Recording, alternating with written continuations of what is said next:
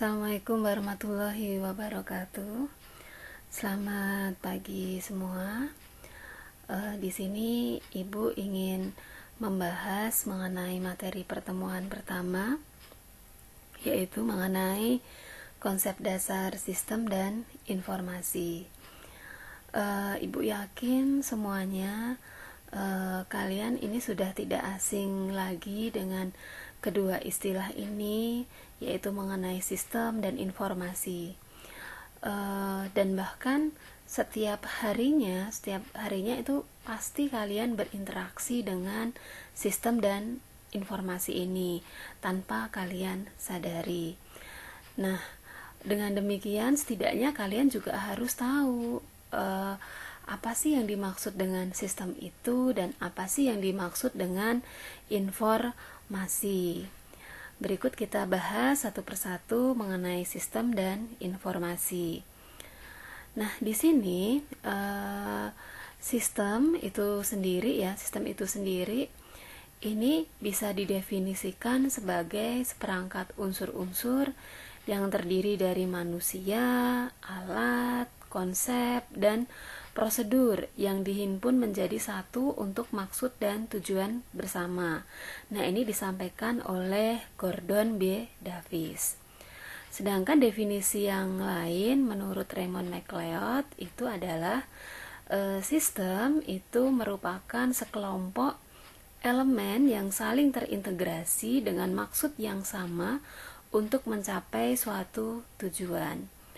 Jadi dari definisi ini itu sebenarnya memiliki maksud yang sama, ya, bahwa memandang bahwa suatu sistem itu merupakan seperangkat unsur-unsur atau sekumpulan dari elemen-elemen di mana unsur-unsur atau elemen-elemen tersebut itu nantinya saling berkaitan satu dengan yang lain, saling terintegrasi. Untuk apa? Yaitu untuk mencapai satu tujuan. Jadi sebuah sistem itu dibuat pasti mempunyai tujuan. Ya, tergantung dari sistem yang akan dibuat itu nanti apa, gitu. Contoh sistem ini sangat banyak sekali, ya. Bahkan contoh sederhananya saja, ya, misalkan yang ada di dalam tubuh kita. Di dalam tubuh kita itu banyak sekali contoh sistem. Ada sistem pencernaan, ada sistem pernafasan, ya, dan yang lain-lainnya. Nah, contoh misalkan, sistem pernafasan ini pasti ada bagian-bagian yang berkaitan antara satu dengan yang lainnya. Dan pastinya bagian-bagian tersebut pasti saling bekerja sama. Untuk apa? Untuk mencapai satu tujuan. Tujuannya apa? Yaitu supaya kita bisa bernafas. Kalau misalkan ada salah satu gangguannya, ada salah satu bagian yang mengalami gangguan, tentunya nanti sistemnya juga akan bekerjanya itu tidak akan optimal, akan terganggu sistemnya. Apalagi misalkan dalam tubuh kita, ya, ada salah satu bagian yang terganggu, pasti akan menyebabkan diri kita terganggu. Mungkin kita bisa sakit atau dan yang lainnya. Seperti itu. Itu contoh sederhananya. Jadi sistem, ya, seperti yang dikatakan ini, dia bisa terdiri dari sekumpulan unsur-unsur yang pastinya nanti saling bekerja sama untuk mencapai satu tujuan. Contoh yang lain misalkan mengenai sistem absensi mahasiswa. Nah, untuk sistem absensi mahasiswa ini tentunya pasti akan melibatkan mahasiswa. Kalau misalkan sistem absensi mahasiswa ini dibuat sebagus mungkin, tapi tanpa ada mahasiswa, ya percuma, sistemnya itu tidak akan bekerja dengan baik, gitu, ya. Ini sistem absensi mahasiswa. Mahasiswa untuk melakukan absensi misalkan dia harus login dulu. Setelah login dia baru bisa melakukan absensi, misalkan seperti itu, dan nanti data absensinya akan terekap secara otomatis, misalkan seperti itu, ya.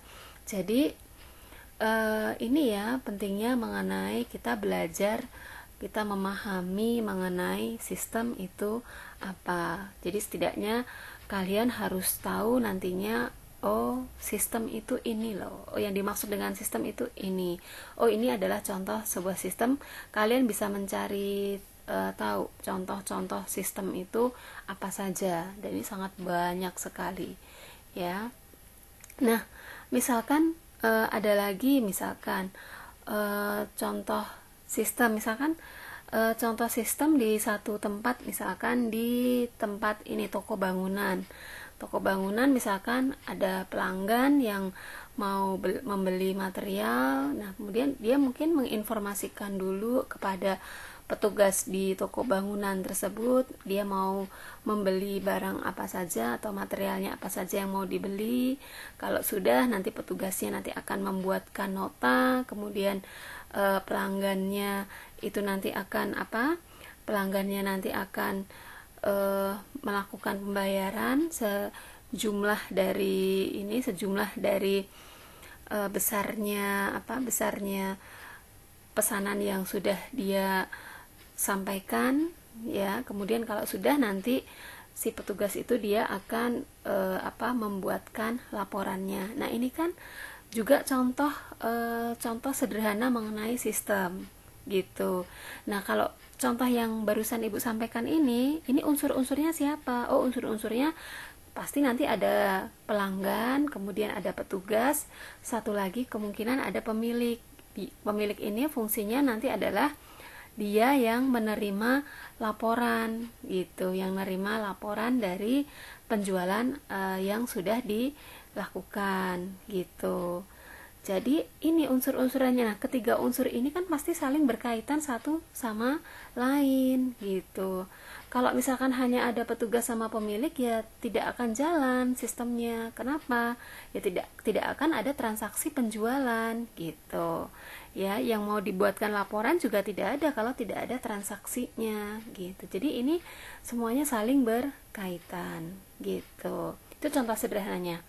Nah, dari contoh yang sudah Ibu berikan tadi ya, kita bisa mengerucut nih, kita bisa mengkategorikan sistem itu sebenarnya bisa dikategorikan menjadi dua, yaitu sistem yang manual dan sistem yang terkomputerisasi. Ini wajib kalian pahami apa yang dimaksud dengan sistem yang dilakukan secara manual dan apa yang dimaksud dengan sistem yang sudah terkomputerisasi. Jadi kalau misalkan nanti kalian di semester berikutnya itu melakukan riset atau melakukan magang dan kalian diminta untuk menganalisa sebuah sistem, setidaknya kalian harus paham atau harus bisa menentukan, oh sistem yang saya amati ini manual atau terkomputerisasi gitu. Jadi harus bisa membedakan mana yang manual dan mana yang terkomputerisasi. Kalau untuk yang sistem manual, itu tidak hanya cuma tulisan tangan, oh ini semuanya tulis tangan semuanya, oh ini dikatakan sistemnya manual. Tidak ya. Kalau misalkan di dalam tempat tersebut misalkan sudah menggunakan software seperti ini ya, Office, seperti Word, Excel, itu pun juga masih dikatakan sebagai manual sistemnya ya. Nah, sekarang apa yang dimaksud dengan sistem yang terkomputerisasi gitu. Nah, salah satu ciri yang mencirikan bahwa sistem itu sudah terkomputerisasi itu adalah bahwa sistemnya itu sudah menggunakan satu media penyimpanan, yaitu menggunakan database. Mau aplikasi programnya itu sederhana sekalipun, kalau dia sudah menggunakan database, berarti itu sudah dikatakan terkomputerisasi gitu. Contoh yang sudah Ibu sampaikan tadi kayak seperti sistem absensi mahasiswa, pasti itu sudah terkomputerisasi gitu ya. Kemudian kalau misalkan yang di toko penjualan material, yang di toko bangunan tadi, misalkan sistemnya tadi apakah sudah terkomputerisasi? Ya kalau misalkan belum ada aplikasi program yang diterapkan, belum menggunakan database, ya itu masih dikatakan manual seperti itu ya. Jadi ini yang harus kalian pahami ya mengenai sebuah sistem, karena nanti di semester depan, nanti semester 5 kalian diminta untuk magang untuk dapat menganalisa sebuah sistem. Kemudian nanti di semester 6 kalian juga akan menganalisa dan merancang sebuah sistem gitu. Maka setidaknya kalian harus paham dulu dasar dari sistem itu apa, gitu ya. Oke, kemudian berikutnya, nah sistem ini juga memiliki karakteristik. Nah, karakteristik sistem itu ada 8, mulai dari komponen, kemudian lingkungan luar, batasan, kemudian ada interface, ada IPO, input, proses, output, ya, dan ada sasaran atau tujuan. Jadi pasti karakteristik sistem itu pasti memiliki sasaran atau tujuan. Nah, akan Ibu jelaskan ya satu persatu mengenai karakteristik sistem ini. Nah, ini Ibu ambilkan dari bukunya Mulyanto di tahun 2009 ya, mengenai karakteristik sistem. Yang pertama adalah komponen sistem. Komponen sistem itu di sini diartikan yaitu terdiri dari sejumlah komponen yang saling berinteraksi, bekerja sama, membentuk satu kesatuan gitu. Jadi suatu sistem ini merupakan salah satu dari komponen sistem lain yang lebih besar atau disebut dengan istilah subsistem. Sedangkan sistem yang lebih besar tersebut disebut adalah lingkungannya atau lingkungan sistemnya. Jadi seperti yang Ibu contohkan tadi, kalau misalkan bahasanya tadi adalah misalkan sistem penjualan penjualan material di toko bangunan. Komponennya siapa? Ya tadi ada pelanggan, kemudian ada petugas, kemudian ada pemilik. Jadi kalau kita mau membahas tentang sistem, itu terakhir pasti harus membahas mengenai pelaporannya. Harus, ya.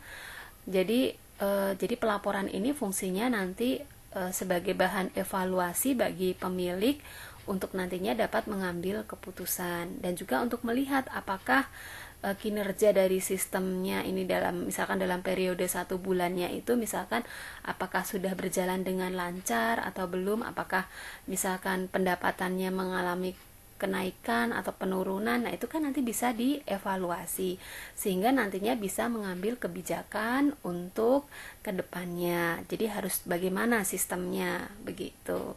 Ya, makanya ini komponen ini ya. Jadi kita harus bisa menentukan dalam sistem itu komponennya siapa saja.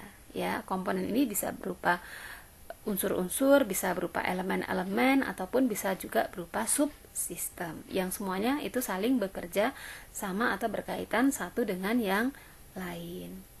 Kemudian yang kedua adalah batasan sistem atau boundary. Batasan sistem ini adalah suatu pembatas atau pemisah suatu sistem dengan sistem yang lainnya. Jadi supaya ini ya tidak rancu antara satu sistem dengan sistem yang lainnya, ini harus ada batasannya. Contoh begini, kalau kita mau membahas mengenai sistem pembelian dengan sistem penjualan itu sudah pasti berbeda. Itu sudah pasti batasannya juga berbeda. Yang dilibatkan pun juga berbeda. Kalau misalkan kita bahasannya mengenai sistem penjualan, pasti melibatkan pelanggan nantinya. Sedangkan kalau misalkan kita bahasnya adalah sistem pembelian, pasti nanti akan melibatkan supplier. Nah, ini kalian harus tahu batasannya dahulu. Karena ini ada kaitannya dengan yang ketiga, karakteristik. Yang ketiga yaitu lingkungan luar sistem. Nah, kalau lingkungan luar sistem ini adalah sesuatu di luar batas sistem yang dapat mempengaruhi operasi sistem, baik itu menguntungkan ataupun yang merugikan. Kalau contoh tadi yang Ibu berikan, kalau sistem penjualan yang di luar sistemnya siapa? Ya pasti pelanggan. Pelanggan itu adalah orang luar dari sistem penjualan gitu. Kemudian kalau kita bahasnya adalah sistem pembelian, kalau sistem pembelian berarti pihak luarnya adalah si supplier tersebut gitu. Karena kan ini supplier ini pasti di luar dari organisasi yang ada di dalam perusahaan ini gitu. Ya, jadi harus bisa membedakan ya batasan sistemnya itu bagaimana, lingkungan luar sistemnya bagaimana. Kemudian penghubung sistem. Nah, penghubung sistem itu merupakan hal yang sangat penting ya di sini, sebab tanpa adanya penghubung nanti sistem akan berisi kumpulan subsistem yang berdiri sendiri dan tidak saling berkaitan. Jadi ini harus ada penghubungnya supaya nanti jalannya sistem itu berjalan sesuai dengan yang diinginkan gitu ya. Ini antara salah satu subsistem dengan subsistem yang lain itu harus saling berinteraksi juga. Jadi harus ada interface atau penghubungnya begitu ya. Kemudian kalau untuk yang kelima adalah masukan sistem atau input. Jadi kalau masukan sistem itu kan segala sesuatu yang dimasukkan ke dalam sistem, yang nantinya masukan sistem ini nanti akan diproses ya, di poin ketujuh ya, yang akan diproses, sehingga setelah diproses masukannya ini nanti akan menghasilkan suatu output atau keluaran yang berupa informasi begitu. Nah, kalau di sini dikatakan untuk masukan sistemnya itu dapat berupa bahan yang dimasukkan agar sistem tersebut dapat beroperasi atau disebut dengan maintenance input, dan masukan yang dapat diproses untuk mendapatkan keluaran atau yang disebut dengan sinyal input. Begitu ya. Dan yang terakhir, karakteristik sistemnya itu adalah memiliki sasaran sistem atau tujuan sistem, itu pasti ya. Jadi nanti kalau misalkan kalian tertarik di dalam bidang analisis sistem, kalian harus benar-benar memahami mengenai tujuannya, harus bisa menentukan dulu goal atau sasaran dari sistem yang mau dibuat itu nanti apa dan seperti apa, sehingga nanti bisa dijadikan sebagai evaluasi apakah sistem yang sudah dibuat, sudah dibangun itu apakah sudah sesuai dengan yang kita inginkan atau belum begitu. Nah, ini ya mengenai karakteristik sistem.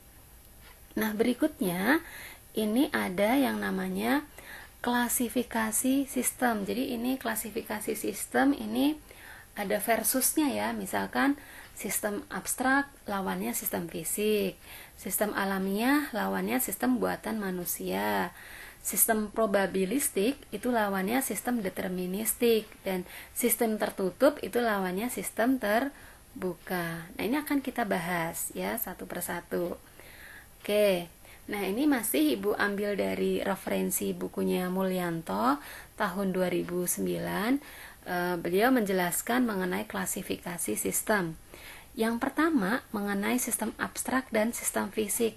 Kalau namanya sistem abstrak, yang namanya abstrak itu kan tidak tampak secara fisik. Kalau sistem fisik ya bisa dilihat wujudnya secara fisik gitu. Kalau sistem abstrak ini dicontohkan misalkan adanya sistem teologi. Sistem teologi itu hubungan antara manusia dengan Tuhan. Ini kan tidak terlihat secara fisiknya gitu. Sedangkan kalau sistem fisik, yang sistem tampak secara fisik yang bisa dilihat dengan mata, itu contohnya misalkan seperti sistem komputer, sistem transportasi, sistem akuntansi. Di sini ya, ini kita bisa melihatnya secara kasat mata. Oh, sistem komputer itu seperti ini. Begitu, ya. Jadi ini kebalikannya ya antara sistem abstrak dan fisik. Berikutnya adalah sistem alamiah dan sistem buatan manusia. Oh, kalau sistem alamiah berarti kalau sistem alamiah itu sistem yang dibuat tanpa campur tangan manusia. Jadi sistem itu terjadinya karena adanya proses alam dan bukan buatan dari manusia. Gitu. Jadi tanpa melibatkan manusia. Kalau sistem buatan manusia jelas, sistem yang dibuat oleh manusia, sistem yang melibatkan campur tangan manusia. Nah, contohnya kalau misalkan sistem alamiah, sistem alamiah contohnya misalkan tata surya, sistem rotasi bumi, itu kan benar-benar tidak melibatkan manusia ya untuk membuatnya. Itu kuasa ilahi ya. Kalau mengenai sistem ini ya. Nah, sedangkan kalau untuk sistem buatan manusia ya atau human made system ya, itu contohnya seperti sistem komputer, sistem transportasi, itu jelas pasti ini dibuat oleh manusia, melibatkan manusia di dalamnya. Nah, berikutnya adalah ada sistem tertentu dan tak tentu. Kalau sistem tertentu itu sistem yang dapat diprediksi secara cepat dan pasti. Contohnya ini adalah sistem komputer. Sistem komputer itu bisa diprediksi misalkan jangka waktu penggunaannya. Jadi sistem komputer itu tidak bisa selamanya dipakai, itu enggak. Pasti nanti akan ada update, pasti ada perubahan disesuaikan dengan kemajuan zaman tentunya. Ya, jadi dan biasanya penggunaan sistem komputer itu juga ada jangka waktunya, ada masanya, misalkan 2-3 tahun mungkin masih bisa digunakan, tapi setelah 3 tahun itu harus diperbaiki kembali, seperti itu. Sedangkan kalau sistem tak tentu itu adalah sistem yang tidak dapat diprediksi ya, karena mengandung unsur probabilitas gitu ya. Nah, ini contohnya adalah sistem persediaan. Kalau sistem persediaan barang kadang kan ini bisa jadi tidak bisa diprediksi, karena kadang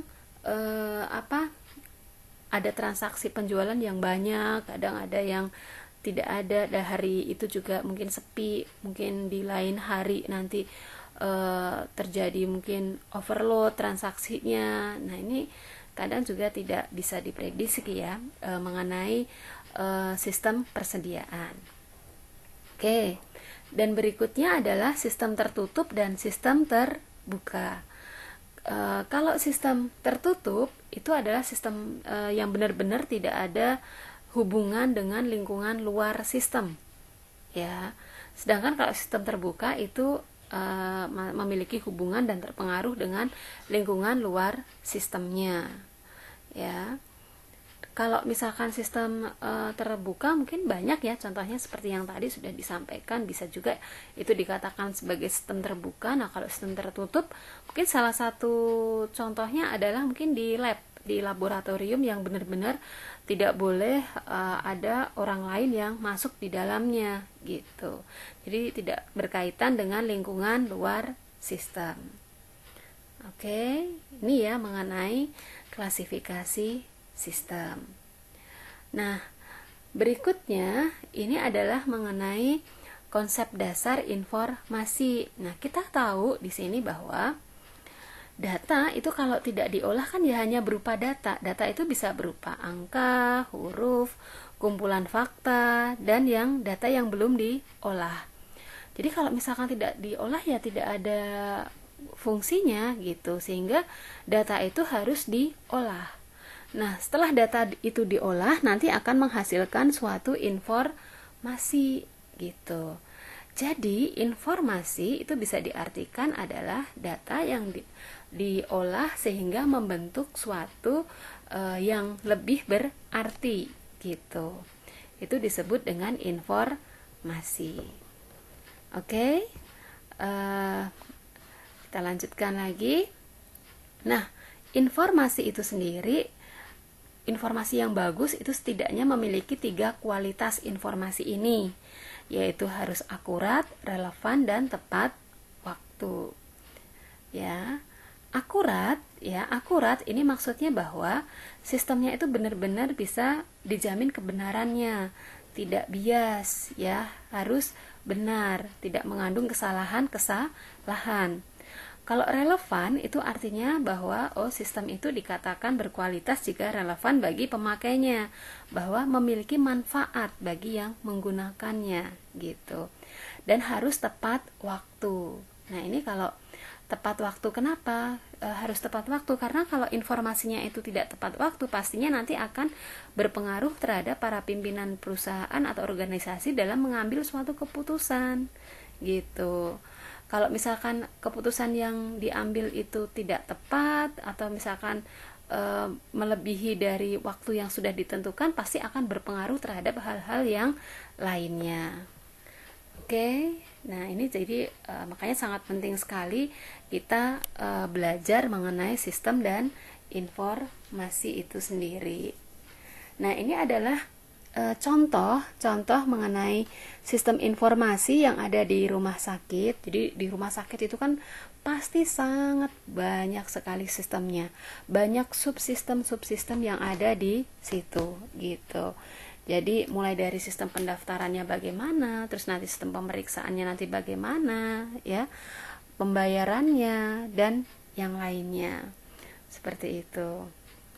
Nah, ini adalah salah satu contoh misalkan untuk karakteristik sistem informasi untuk pengolahan data pasien. Ini hanya pengolahan data pasien. Kita bisa menentukan karakteristiknya dari sistem pengolahan data pasien di rumah sakit ini. Contoh misalkan, oh komponennya di sini, komponennya siapa? Oh, yang berkaitan tentunya yang berkaitan dengan pengolahan data pasien. Oh, ada dokter, pasien, administrasi, apoteker maupun petugas. Oh, lingkungan luarnya yang di luar yang di luar sistem di pengolahan data pasien siapa? Oh, ini ada apoteker, ada pihak penjamin, misalkan seperti itu. Memiliki batasannya apa? Oh, pembayarannya bisa dilakukan secara tunai atau cash. Kemudian misalkan untuk perawatannya, oh bisa rawat jalan ataupun rawat inap. Jadi ada batasannya di situ. Kemudian sebagai penghubung atau interface, misalkan pada saat pendaftaran nanti mungkin yang dibutuhkan kartu pasien, terus nanti harus ada rekam mediknya gitu ya. Kemudian apa yang dijadikan input? Yang dijadikan input kalau untuk pengolahan data pasien itu pasti pertama ada kartu pasien dan juga kartu rekam medik. Nah, nanti akan diproses dan nanti setelah misalkan pasien itu melakukan pemeriksaan, nanti dia kemungkinan bisa mendapatkan outputnya, yaitu berupa resep, kwitansi, kemudian laporan pasien, ataupun kalau untuk laporan pasien, laporan pembayaran ini nanti kemungkinan untuk rumah sakit ya, pihak-pihak rumah sakit. Nah, tujuannya apa? Oh, tujuannya agar pengolahan data pasien ini menjadi baik, kemudian dalam hal informasi yang akurat dan cepat, sehingga ini nanti akan memberikan pelayanan yang ini ya lebih cepat kepada pasien. Pengolahan datanya juga bisa cepat, pencarian datanya juga bisa lebih cepat, sehingga nanti pasien itu tidak akan merasa terganggu gitu, tidak lama menunggu dan yang lainnya. Kemudian ini ada salah satu contoh juga mengenai digital talent ya. Nanti untuk digital talent di sini diharapkan sih lulusan dari UPSI itu misalkan mungkin ada yang menjadi seorang sistem analis ataupun programmer gitu. Apalagi di era sekarang ya, industri 4.0 ini kan pasti persaingan juga semakin banyak gitu. Sehingga kalau misalkan kalian tidak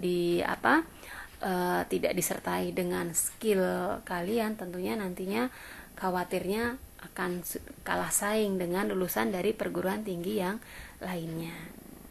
Oke, mungkin ini saja dahulu dari Ibu penjelasan mengenai konsep dasar sistem dan informasi. Nanti akan kita lanjutkan mengenai pembahasan materi-materi selanjutnya. Terima kasih semuanya. Assalamualaikum warahmatullahi wabarakatuh.